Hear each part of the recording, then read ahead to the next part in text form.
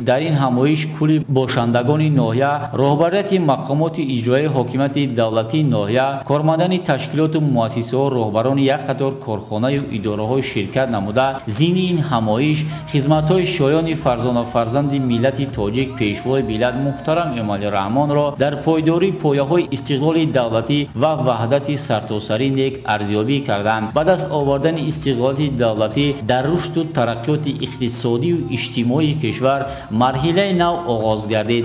Бо шарофати истиқлолияти давлатӣ соҳаи иҷтимоӣ, иқтисодии фарҳангу варзиш рӯ ба тараққиёт оварда, сохтмонҳои азим зина ба зина сохта ва азнавсозӣ гардиданд. соҳибистиқлолӣ имкон фароҳам овард ки мо сокинони мамлакат озодонаю бо хотири ҷамъ фаъолияти пурсамар намуда дар рушду инкишофи соҳаҳои гуногуни хоҷагии халқ ба пешравиҳои назаррас ноил гардем. ин рӯзҳо бахшида ба 35-солагии соҳибистиқлолии Тоҷикистони азиз, дар ноҳияи Кушониён зиёда аз 360 иншоотҳои хурду бузургу иҷтимоӣ, фарҳангӣ, маишию фароғатӣ бо ташаббуси мақомоти иҷроии ноҳия соҳибкорони ватанӣ сохта шуда мавриди баҳрабардории сокинон қарор гирифтааст. дар ҳақиқат истиқлолият яке аз арзишҳои бузурге аст ки орзуи ормону чандин асраи мардуми тоҷик амалӣ гардида, имрӯз соҳиби давлати комилан мустақили миллӣ буда дар таърихи навини халқи мо рӯйдодҳои беназир ва бесобиқа мебошад. имрӯзҳо дар гӯшаи канори ноҳия